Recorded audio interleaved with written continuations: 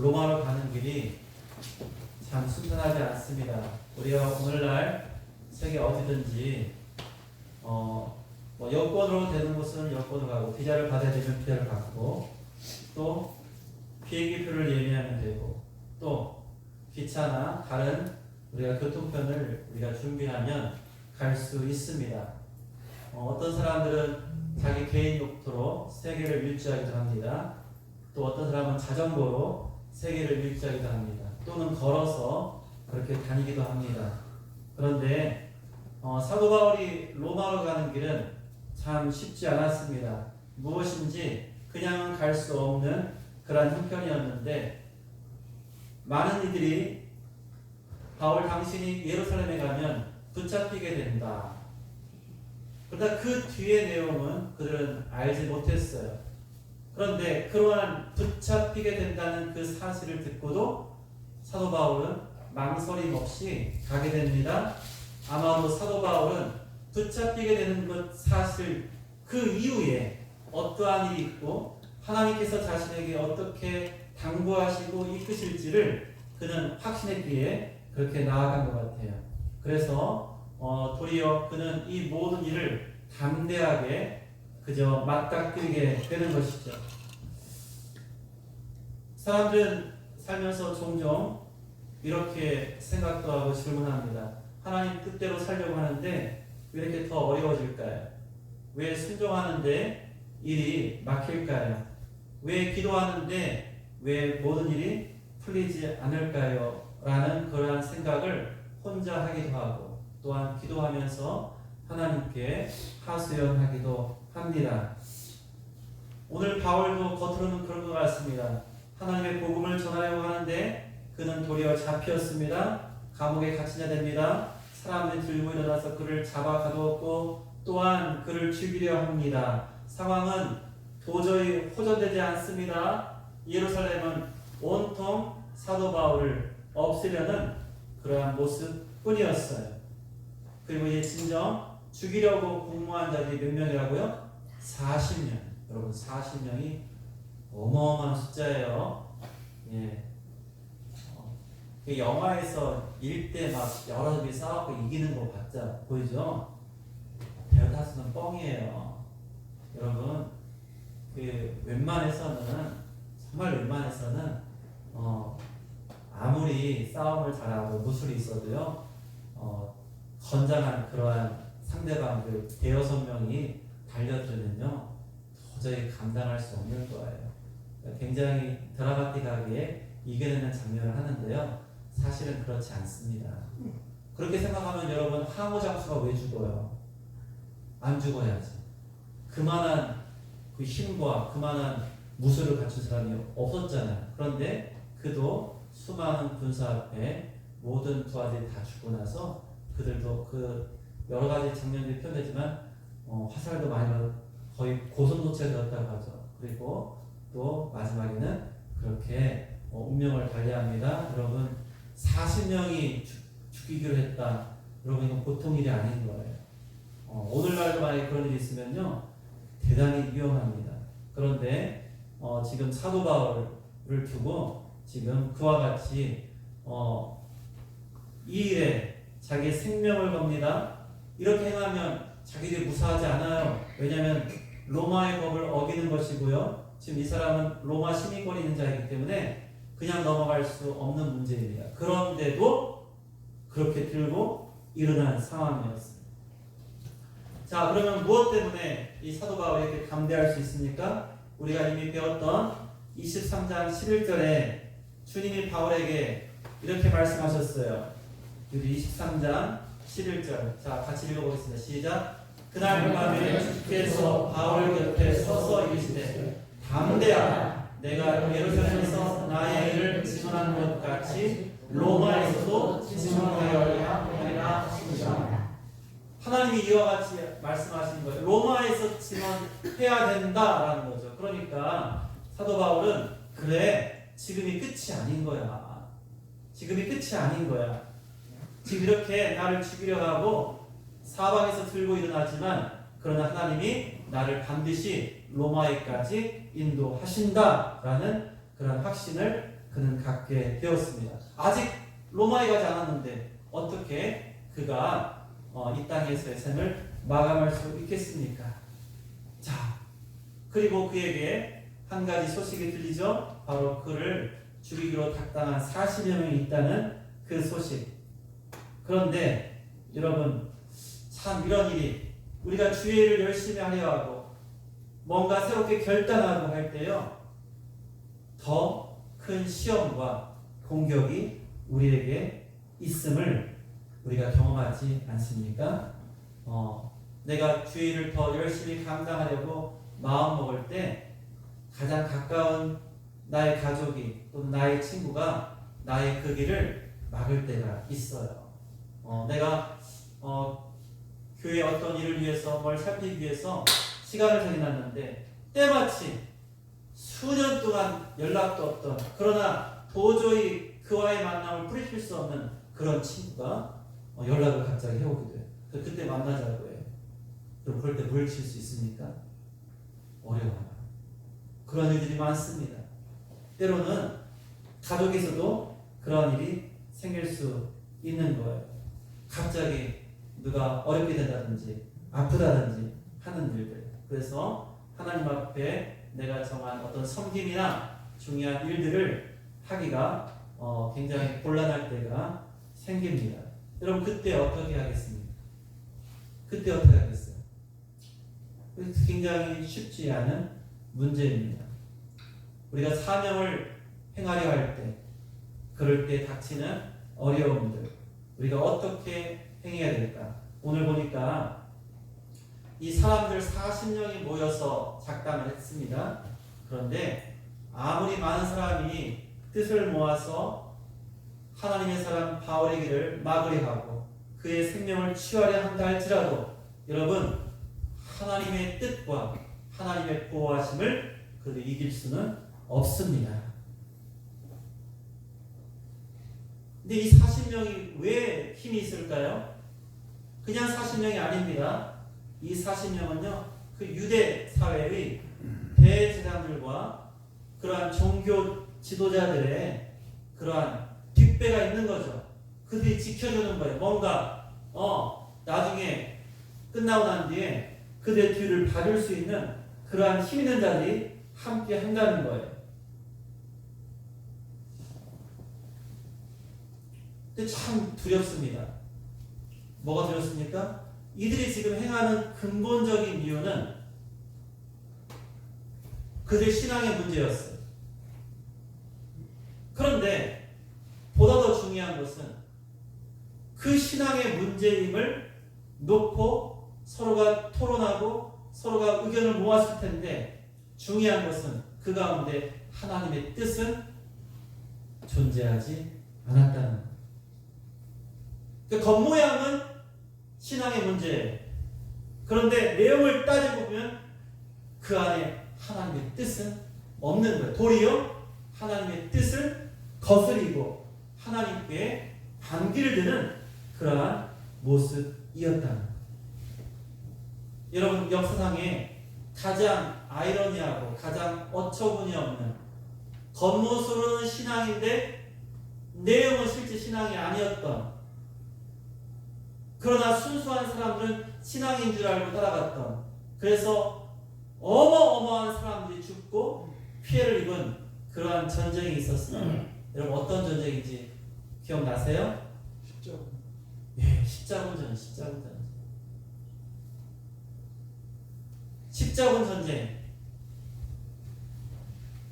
그들이 예루살렘을 이슬람이 함락했고 지배한다는 수준일 때 유럽에 있는 기독교 국가들이 힘을 모아서 왔던, 그리고 그 과정에서 엄청난 죄악을 저지릅니다.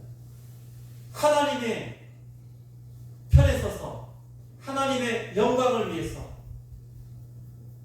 성스러운 도시 예루살렘을 회복하기 위해서라는 어떠한 기치를 걸고 나갔지만, 그 행하는 길 가운데서 하나님이 원치 않고 하나님이 뜻하지 않는 그러한 일들이 너무나 많이 일어났다는 거예요. 그럼 그 결과가 하나님이 도우시는 결과가 나왔겠습니까? 아니에요. 아마 기독교 역사상 가장 하나님 앞에 부끄러운 장면이었어요. 겉모양은 신앙의 패드를 씌우고 있어요. 그리고 많은 사람들 그렇게 모았어요. 그러나 그 전쟁을 주도한 자들의 생각은 순전히 이기적이고 자기들의 유익을 구하는 그러한 모습이었어요. 그리고 말로 다할 수 없는 만행을 저질렀습니다. 예루살렘을 점령했을 때요, 그 안에 살던 이슬람들을 어린아이부터 노예까지 다 죽였어요. 엄청난 그러한 학살이 있었던 것이죠. 도리어 이슬람보다 못했던 거예요. 여러분이 최근에 나온 영화 중에 그 십자군과 관련된 그러한 영화 중에 이슬람의 한 리더가 마지막에 그 사람들과 서로 그래 내가 너희를 무사히 내보내주겠다 약속합니다. 그런데 그때 예루살렘에 사람이 묻는 거예요. 우리는 여기 들어올 때 당신의 사람들을 다 죽였는데 우리를 그냥 살려보내겠습니까? 그때 그 이슬람 지도자가 말해요. 나는 너희와 같지 않다. 와, 쪽팔리더라고요. 그리고 정말로 모든 군사와 모든 사람들이 기독교 지역으로 안전하게 갈 수 있도록 한 사람도 건들지 않고 완전하게 내보내줍니다. 그런 모습을 보면서 여러분, 우리가 겉모양만 신앙이고 내용이 신앙이 아닌 것 문제가 있는 거예요. 그런데 오늘 이 장면에서 이 40명이 그렇게 하고 또 그들을 도와주는 이 종교 지도자들의 이런 모습이 참으로 우리가 경계해야 될 일인 거예요. 서울에 있는 한 대형교회에서 실제 일어난 대화의 모습입니다. 여러분, 서울의 대형교회 하면은 한두 개가 아니어서 특정이 안 되겠죠. 예. 그런데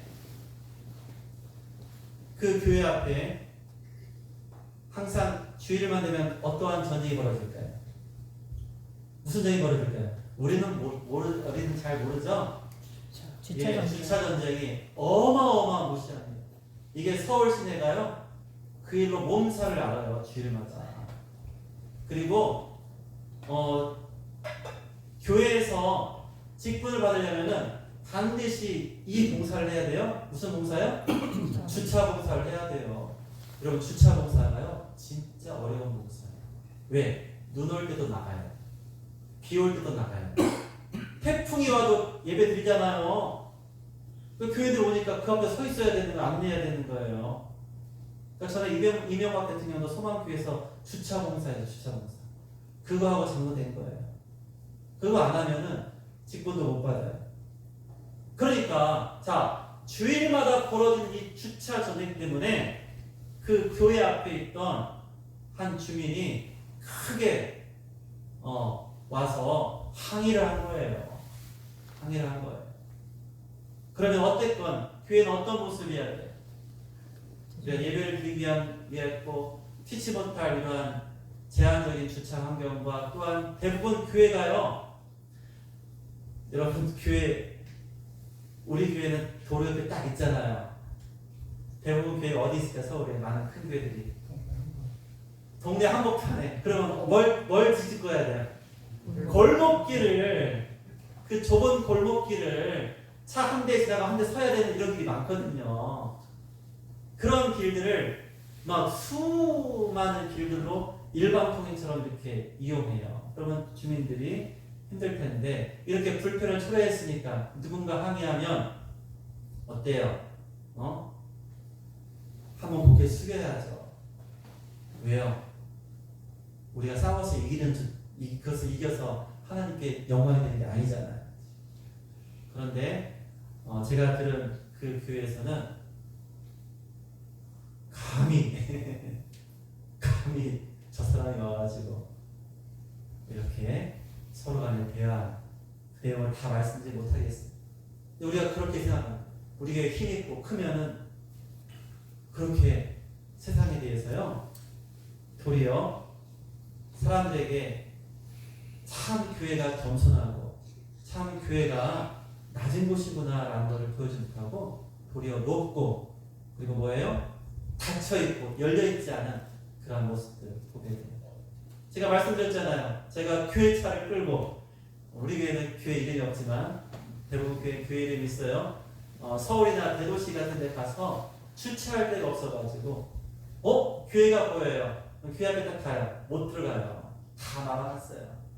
안 열려요. 다 차단기 있어요. 안 열려요. 교회가 참 가기 어려운 곳이에요. 저희가 왜 2층 올라오는 저 현관문에 지금 전혀 안 열려요.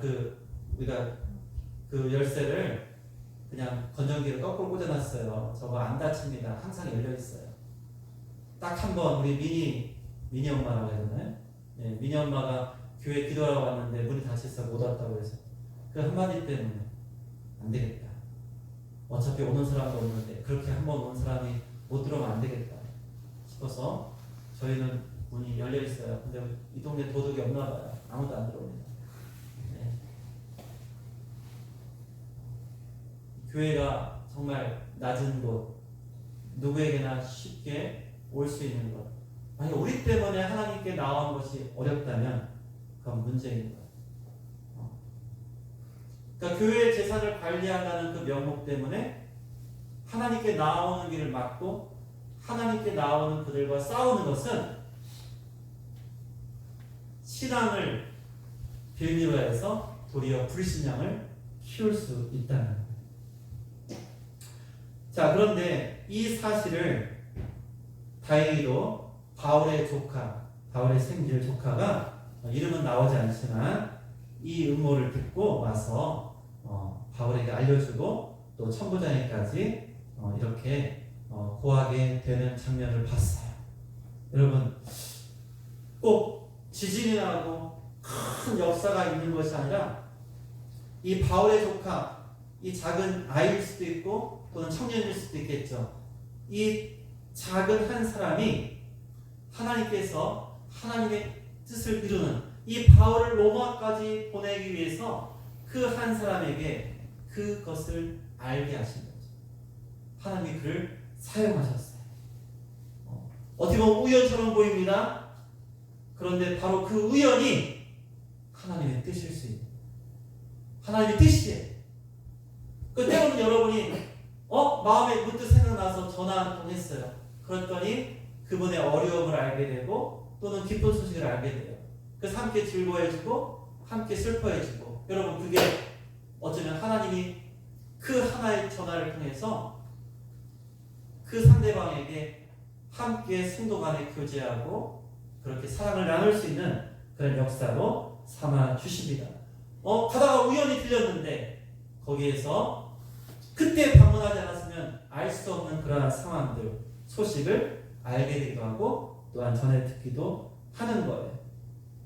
문득 이름이 생각나서 기도했는데 바로 그 기도 가운데 하나님이 그 사람에게 그 가정의 그 일을 해결하시는 놀라운 일을 차후에 듣게 되기도 하는 것입니다. 여러분, 사람들의 생각과 마음에는 우연일지 몰라요. 그러나 그때 하나님의 인도하심에 따라서 전화 한번 하고 한번 방문하고 또는 한번 기도했던 그 사람은 알아요. 이게 하나님의 인도하심.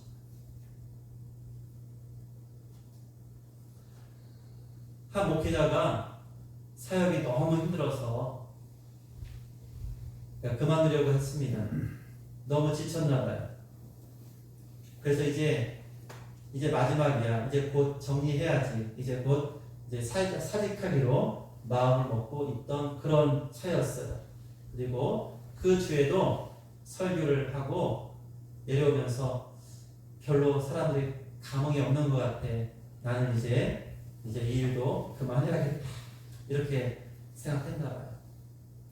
그런데 주일 저녁, 그 저녁에 문득 문자 하나가 날라온 거예요. 근데 자기가 기억하기에 이거 어떤 청년 이름인데 하고 봤어요. 그랬더니 그 청년이 이렇게 적은 거예요. 목사님, 오늘 목사님 설교 듣고 다시 살아봐야겠다 라는 결심을 했습니다. 감사합니다. 그 한 통의 문자가 이 목사님에게 얼마나 큰 힘이 되었는지, 겉보기에는 아무런 변화가 없고 냉랭했던 그러한 모습이었지만 그 한 사람이 그 예배 시간에 그 설교를 통해서 삶의 희망을 갖게 되고 하나님의 뜻을 구하게 되는 그 놀라운 고백을 들었을 때 다시금 그의 사명을 하나님 앞에 더욱더 의지하며 나가게 되었다는 거예요. 여러분, 하나님께서 왜 오늘 사도 바울을 이렇게 보호해 주십니까? 다시 말씀드리지만 그것은 사명을 이루라고 하시는 거예요. 그리고 어떻게 보호하십니까? 여러분, 천부장이 군대를 움직여요. 자, 40명? 그러니까 40명이니까 군사 40명을 준비하는 것이 아니라 오늘 보니까 보병 200명, 기병 70명, 창병 200명. 이거 어디에 성을 함락시키는 거예요. 조그만 성을. 웬만한 작은 부족마을을 쳐서 없앨 수 있는 그런 강력한 군대를 준비시킵니다. 누굴 위해서요? 바울을 지키기 위해서. 하나님께서는요, 이 사도 바울을 로마에 보내시기 위해서요, 로마의 군대를 사용하신 거예요.